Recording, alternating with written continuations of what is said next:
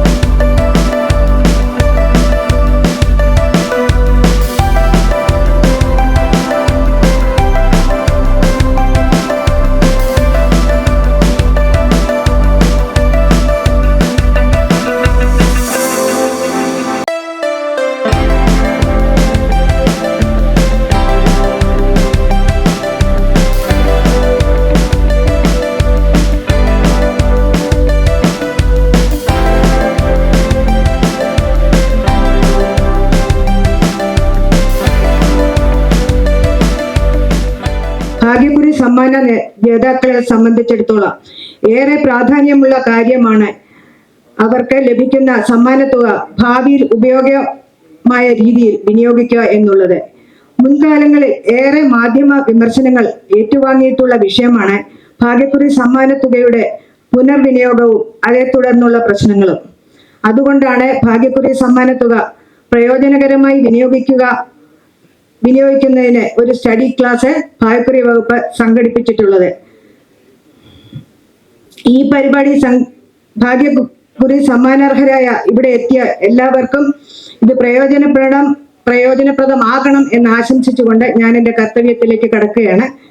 ഈ ചടങ്ങ് ഉദ്ഘാടനം നിർവഹിക്കുന്നതിനായി ഇവിടെ എത്തിയത് ഭാഗ്യക്കുറി വകുപ്പിലെ എല്ലാ പ്രവർത്തനങ്ങൾക്കും മാർഗനിർദ്ദേശമായിട്ടുള്ള ബഹുമാനപ്പെട്ട ധനകാര്യ വകുപ്പ് മന്ത്രി ശ്രീ KN ബാലഗോപാൽ അവർകളാണ്.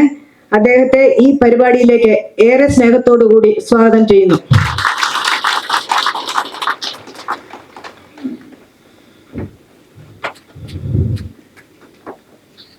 ഈ പരിപാടിക്ക് അധ്യക്ഷത വഹിക്കുന്നത് chairperson Kerala state lotteries agents and sellers welfare fund board Shri TB Zubair ആണ്.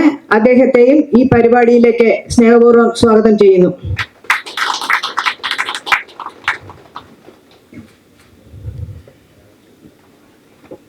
ഈ പരിപാടിക്ക് ആശംസ അർപ്പിക്കുന്നത് ഭാഗ്യക്കുറി വകുപ്പ് joint director Shri M Raj Kapoor ആണ്. അദ്ദേഹത്തെയും ഈ പരിപാടിയിലേക്ക് സ്വാഗതം ചെയ്യുന്നു. ഈ പരിപാടിക്ക് നന്ദി പറയുന്നത് ഭാഗ്യക്കുറി വകുപ്പിലെ ജില്ലാ ഭാഗ്യക്കുറി ഓഫീസർ ശ്രീ റിജ KS ഓഫീസറാണ്. അദ്ദേഹത്തെയും ഈ പരിപാടിയിലേക്ക് സ്വാഗതം ചെയ്യുന്നു.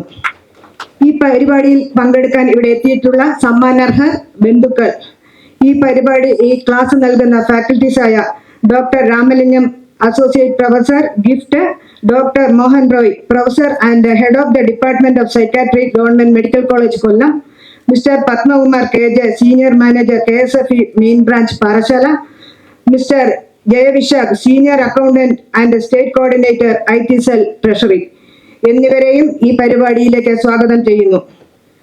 ഈ ഭാഗ്യക്കുറി വകുപ്പ് ജീവനക്കാർ, ഇവിടെ എത്തിയിട്ടുള്ള എല്ലാവരെയും ഈ പരിപാടിയിലേക്ക് സ്വാഗതം ചെയ്തുകൊണ്ട് ഞാൻ നിർത്തുന്നു. നന്ദി.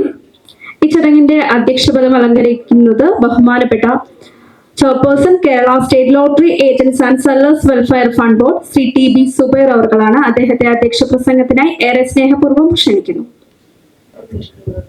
പ്രോഗ്രാമിന്റെ ബഹുമാനായ ഉദ്ഘാടകൻ കേരളത്തിന്റെ ആദരണീയനായ ധനകാര്യ വകുപ്പ് മന്ത്രി ശ്രീ KN ബാലഗോപാൽ, ചടങ്ങിൽ പങ്കെടുക്കുന്ന ജോയിന്റ് ഡയറക്ടർ ശ്രീമതി മായാപിള്ള, ശ്രീ രാജ് കപൂർ, ശ്രീ റജൻ, മറ്റ് ലോട്ടറി വകുപ്പിലെ ജീവനക്കാർ, കൂടാതെ വകുപ്പിന്റെ ക്ഷണം സ്വീകരിച്ച് ഇവിടെ എത്തിച്ചേർന്നിട്ടുള്ള സംസ്ഥാന ഭാഗ്യക്കുറിയുടെ 1ാം സമ്മാനത്തിന് അർഹനായ ഭാഗ്യശാലികൾ, അവരുടെ കുടുംബാദികൾ, പ്രിയ സഹോദരന്മാരെ, ഇത്തരത്തിലൊരു ചടങ്ങ് ഇവിടെ സംഘടിപ്പിക്കാനിടയുണ്ടായത് നമ്മുടെ ജീവിതത്തിൽ ഏറ്റവും വലിയ ഒരു സ്വപ്നം പോലെ വരുന്നതാണ്. ഭാഗ്യക്കുറിയുടെ 1ാം സമ്മാനം നമുക്ക് ലഭിക്കുക എന്നുള്ളത് ഒരുപക്ഷെ തങ്ങളുടെ ജീവിതത്തിലെ ആദ്യത്തെ ഒരു അനുഭവവും ആയിരിക്കാം ഇത്തരത്തിൽ 1ാം സമ്മാനം. ചില ആളുകൾക്കൊക്കെ ഒന്നിൽ കൂടുതൽ 1ാം സമ്മാനം ലഭിച്ച ആളുകളുണ്ട്. എങ്കിലും അപൂർവം ചിലരിലാണ് അത്തരം ഭാഗ്യം വന്നിട്ടുള്ളത്.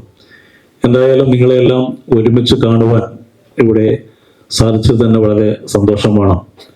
പെട്ടെന്നൊരു തുക നമ്മുടെ അക്കൗണ്ടിൽ അല്ലെങ്കിൽ നമ്മുടെ കരങ്ങളിലേക്ക് എത്തിച്ചേരുമ്പോൾ അതെങ്ങനെ വിനിയോഗിക്കണം, കുടുംബജീവിതം എങ്ങനെ മുമ്പോട്ട് കൊണ്ടുപോകണം, തങ്ങളുടെ മക്കൾക്കും മക്കളുടെ മക്കൾക്കുമെല്ലാമായി ഇത് എങ്ങനെ പ്രയോജനപ്പെടുത്തുന്ന തരത്തിലേക്ക് ജീവിതത്തിന്റെ ഒരു ഭാഗമായി പണം മാറ്റുന്നതിന് വേണ്ടി ഒരു പഠന ക്ലാസ് സംഘടിപ്പിച്ചുകൊണ്ട് നിങ്ങളെ നല്ല രീതിയിൽ മാറ്റുന്നതിന് വേണ്ടി പ്രയോജനപ്പെടുന്ന തരത്തിലാണ് ഇത്തരത്തിലൊരു ക്ലാസ് ഇവിടെ സംഘടിപ്പിക്കാനിടയായത്. 4 അധ്യാപകർ നിങ്ങൾക്ക് ഏറ്റവും പ്രയോജനകരമായ രീതിയിൽ മനസ്സിലാകുന്ന തരത്തിൽ കുടുംബജീവിതം നിങ്ങൾ പുതുതായി ആരംഭിക്കാനിരിക്കുന്ന എന്തെങ്കിലും വ്യവസായ മേഖലകൾ അല്ലെങ്കിൽ ബിസിനസ് എല്ലാം നല്ല രീതിയിൽ മുമ്പോട്ട് കൊണ്ടുപോകണമെന്ന ഒരു താല്പര്യത്തോടു കൂടിയാണ് വകുപ്പ് ഇത്തരത്തിലുള്ള സംവിധാനം ഏർപ്പെടുത്തിയത്. കൂടാതെ ഇതിന്റെ ടാക്സുമായി ബന്ധപ്പെട്ട സംശയങ്ങളൊക്കെ ഒട്ടനവധി കാര്യങ്ങൾ നിങ്ങൾക്കുണ്ടാവും. അതെല്ലാം ഈ ക്ലാസ്സിലൂടെ നിങ്ങൾക്ക് വളരെ പ്രയോജനം ഉണ്ടാവട്ടെ എന്ന് മാത്രം ആശംസിച്ചുകൊണ്ട് ഈ പ്രോഗ്രാം ഉദ്ഘാടനം ചെയ്യാൻ എത്തിച്ചേർന്നിട്ടുള്ള കേരളത്തിന്റെ ആദരണീയനായ ധനകാര്യ വകുപ്പ് മന്ത്രി ശ്രീ KN ബാലഗോപാൽ അവരുടെ ഈ യോഗം ഉദ്ഘാടനം ചെയ്ത് ക്ഷണിച്ചുകൊണ്ട് ഞാൻ എൻ്റെ അധ്യക്ഷ പ്രസംഗം നടത്തുന്നു. നന്ദി, നമസ്കാരം. പ്രിയമുള്ള അധ്യക്ഷൻ, ലോട്ടറി ക്ഷേമനിധിയുടെ ചെയർമാൻ ശ്രീ സുബൈർ, ഇവിടെ പങ്കെടുക്കുന്ന സ്വാഗതാശംസ ശ്രീ മായ പിള്ള, രാജ് കപൂർ, റിജു, മറ്റ് ലോട്ടറി ഉദ്യോഗസ്ഥന്മാർ, ഇന്നത്തെ ഈ പരിപാടിയിൽ പങ്കെടുക്കുന്ന വിവിധ ജില്ലകളിൽ നിന്ന് വന്നിട്ടുള്ള ലോട്ടറി സമ്മാനാർഹരായ 25 കോടി മുതൽ അതിൻ്റെ താഴോട്ട് പല തുകകളും നേരിട്ട് കിട്ടിയ ഭാഗ്യവാന്മാരും ഭാഗ്യവതികളായിട്ടുള്ള ലോട്ടറി വിന്നേഴ്സ്, നിങ്ങളുടെ കുടുംബാംഗങ്ങൾ, പ്രിയമുള്ളവർ, ലോട്ടറി വകുപ്പ് ഇങ്ങനൊരു പരിപാടി നടത്താൻ തീരുമാനിച്ചത് 2-3 വർഷം മുമ്പാണ്. കാരണം ഈ നിരന്തരമായി കേരളത്തിൽ പണം ലഭിക്കുന്ന ആളുകൾ ചിലരെങ്കിലും അത് വേണ്ടതുപോലെ ഉപയോഗിക്കാതെ വളരെ പെട്ടെന്ന് തന്നെ ആ പണം ചെലവഴിച്ചു പോകുന്നു, അല്ലെങ്കിൽ പലരെയും സഹായിക്കുന്നു, ചിലത് ചെലവഴിക്കേണ്ടത് എങ്ങനെയാണെന്ന് അറിയാതെ ചെലവഴിക്കുന്നു. ഇങ്ങനൊരു പ്രശ്നം വന്നപ്പോഴാണ് എന്നുമുള്ള ഒരു വിമർശനമായിരുന്നത് ഇങ്ങനൊരു ചെറിയൊരു ഓറിയന്റേഷൻ ക്ലാസ് കൊണ്ട് മാത്രം, അല്ലെങ്കിൽ ഇതുകൊണ്ട് മാത്രം, ഒരു ഇൻട്രാക്ഷൻ കൊണ്ട് മാത്രം പ്രശ്നങ്ങളെല്ലാം പരിഹരിക്കുമെന്ന് കരുതിയിട്ടല്ല. പക്ഷേ ഇത്രയും പണം വരുമ്പോൾ ഇതിൻ്റെ നല്ലൊരു ഭാഗം ടാക്സ് ഉണ്ട്. ആദ്യഘട്ടത്തിൽ ഈ 25 കോടിയൊക്കെ അടിച്ച ആളെ കണ്ടെത്താൻ 3 ദിവസം എടുക്കേണ്ടി വന്നു. പ്രാവശ്യം ഇവിടെ ഇരിപ്പുണ്ടെന്ന്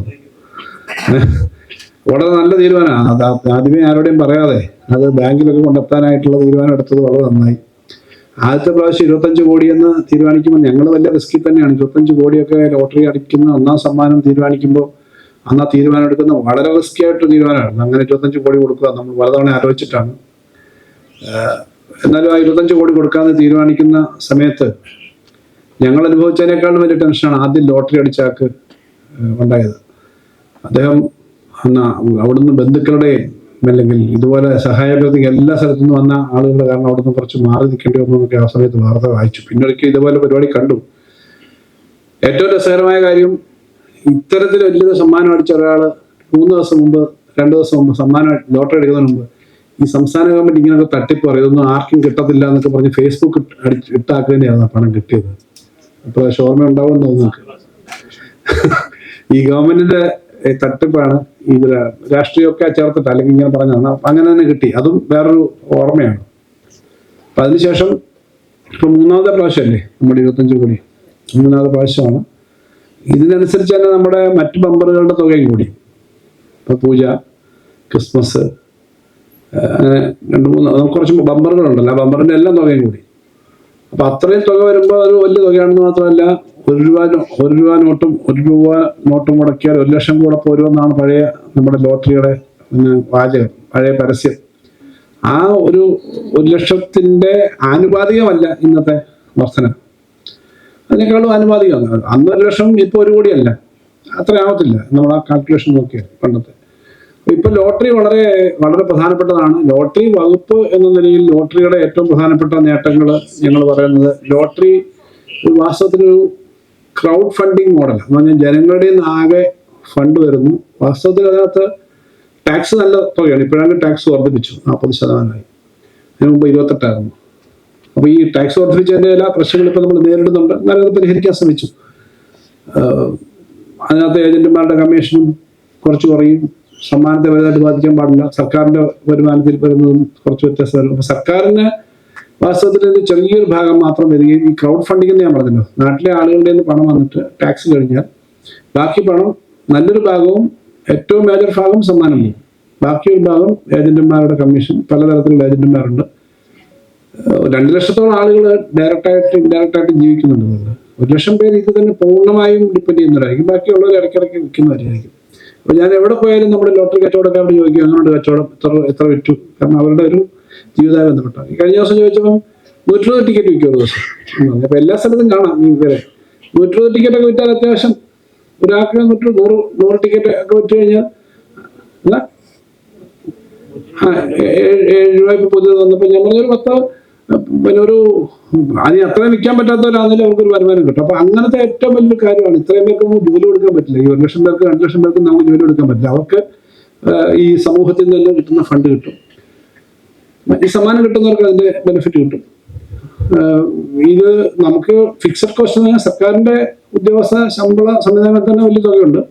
ഇപ്പൊ ചെറിയൊരു തുക മാത്രമാണ് സർക്കാരിലേക്ക് അത് വരുക. പക്ഷെ എന്നാൽ ഏറ്റവും പ്രധാനപ്പെട്ട കാര്യം, ഇത്രയും വലിയൊരു സമൂഹത്തിന് ഈ ഇത് ഉപയോഗിക്കാൻ പറ്റുന്നതാണ്. ഇനി ഇങ്ങനെ സർക്കാരിന്റെ സംവിധാനം ലോട്ടറി ഇല്ലെങ്കിലോ, പലപ്പോഴും ഓൺലൈൻ ലോട്ടറി എന്ന് പറഞ്ഞിട്ടും അല്ലാതെ ലോട്ടറി എന്ന് പറഞ്ഞാൽ വലിയ തട്ടിപ്പുകൾ നടക്കുന്നുണ്ട്. ഇന്ത്യയിൽ ഇപ്പം കേരളത്തിൽ മാത്രമേ സർക്കാർ നടത്തുന്ന ലോട്ടറി ഉള്ളൂ. ബംഗാളിൽ ലോട്ടറി ഉണ്ട്, പക്ഷെ അത് സർക്കാരല്ല നടത്തുന്നത്. അവിടെ അത് പ്രൈവറ്റ് സ്ഥാപനങ്ങളെ ഏൽപ്പിച്ചിരിക്കുക. അപ്പൊ ഇങ്ങനെ ഒരു വലിയ സമൂഹമാണ്, വലിയ സമ്പ്രദായമാണ് ലോട്ടറി. ആ ലോട്ടറിക്കകത്ത് ഈ പണം കിട്ടുന്ന ആൾക്ക് അവർക്കത് പ്രോപ്പറായിട്ട് ഉപയോഗിക്കാൻ പറ്റുന്നതിനുള്ള ചില കാര്യങ്ങൾ സംബന്ധിച്ചൊരു ക്ലാസ് വേണം എന്നുള്ള ആലോചിച്ചതിന്റെ ഭാഗമായിട്ട് ഇന്ന് 2 ക്ലാസ് കഴിഞ്ഞു. ഡോക്ടർ മോഹൻ റോയ് പോയെന്ന് വന്നപ്പോൾ പിന്നെ അതായത് ഇവിടെ ഉണ്ട്. അപ്പോൾ ഞാൻ പറഞ്ഞത് ഒരു രംഗം മാത്രമല്ല, ഫിനാൻഷ്യൽ മാനേജ്മെന്റ് എങ്ങനെയാണ്. ഇപ്പോൾ ട്രഷറി എന്നുള്ള ആളുണ്ട്, KSF എന്നുള്ള ആളുണ്ട്, ഹെൽത്തിന്റെ ആളുണ്ട്, പിന്നെ ഒരാൾ ഗിഫ്റ്റ് എന്നുള്ളത്. അപ്പം ഡിഫറെന്റ് ആസ്പെക്ട്സിനെ സംബന്ധിച്ചാണ് ഇതൊക്കെ ഉണ്ടെങ്കിലും നിങ്ങളുടെ ലോജിക്ക് അനുസരിച്ച് തന്നെ കാര്യങ്ങൾ ചെയ്യുകയും വേണം. ഇതൊക്കെ ഒരു ഗൈഡൻസ് ആണ്. അപ്പൊ ഇത്തരം പണം വന്നാൽ പെട്ടെന്നുണ്ടാവുന്ന മാനസികമായിട്ടുള്ള പ്രശ്നങ്ങളുണ്ട്. മാനസികമായിട്ടുണ്ടാവുന്ന ഒരു ഇതിനെങ്ങനെ നേരിടും, പിന്നെ മറ്റുള്ളവരുടെ പ്രഷർ എങ്ങനെ താങ്ങും. ഏറ്റവും പ്രധാന പ്രശ്നം മറ്റുള്ളവരുടെ പ്രഷറാണ്. ഈ എല്ലാവരും വിളിച്ചിട്ട് ഈ അവരുടെ ദാരിദ്ര്യാവസ്ഥ പറഞ്ഞിട്ടാണ് ഞാൻ പറഞ്ഞ ആദ്യത്തെ പ്രാവശ്യം ആൾ ഒളിച്ചു പോയത്. കാരണം എല്ലാവർക്കും ദാരിദ്ര്യാവസ്ഥ, അവർക്ക് സഹായം വേണം, ഇന്ന കാര്യം വേണം.